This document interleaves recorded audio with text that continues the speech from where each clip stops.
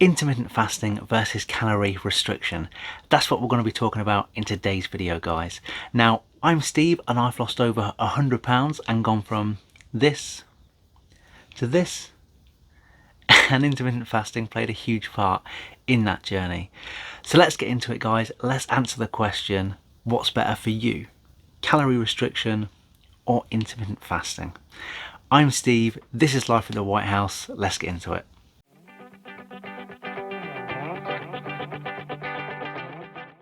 Okay guys, now what I try and do here on this channel is help you out a little bit trying to hit your next weight loss target or weight loss goal.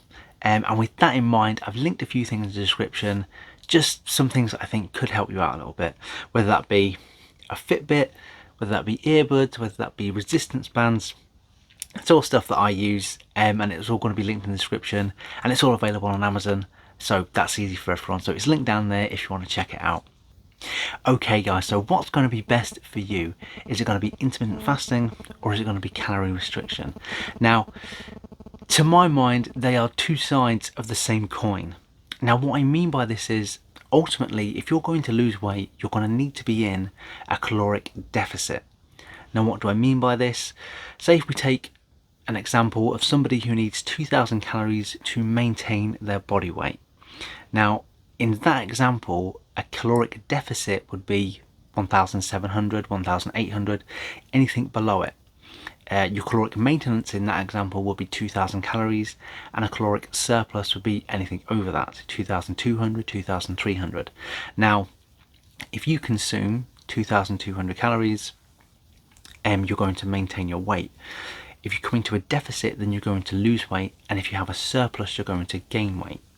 Now, you can create this deficit in a number of ways. One, you can exercise more than you normally would and burn off another 200 or 300 calories and create your deficit this way.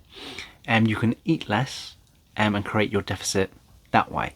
Now, when it comes to eating and you're talking about intermittent fasting or caloric restriction, both of them things, when you're trying to lose weight with them, would mean you're coming into a caloric deficit. So you will be consuming a smaller amount of calories than you normally would at your maintenance to try and lose weight. So with intermittent fasting, what you do is you have all your calories in a certain time frame. So say you're doing 16 and 8 with intermittent fasting, you would have all of your calories between, say, 12 midday and 8 p.m. and then stop eating. So you'd have a 16-hour fast and you would have an 8-hour eating window. And that works better for some people, and some people find that more appealing. Whereas other people don't like that idea and they don't like going for 16 hours a day without eating, bearing in mind that, you know, if you're lucky and you get to sleep 8 hours a night, 8 of them hours are going to be when you're sleeping. So with intermittent fasting, you're not so much missing your breakfast, you're just pushing it back a little bit till 12, and then you're not eating again before you go to bed. So at 8 p.m, if you're doing 16 and 8, that's when you stop eating. With caloric restriction, what you're going to be doing is keeping an eye on everything you eat, but you're going to be eating throughout the day, trying to, say if your 2,000 is your maintenance, you're going to be trying to hit 1,700, and you're going to be eating throughout the day, but having much smaller meals, because you know you're eating throughout the day.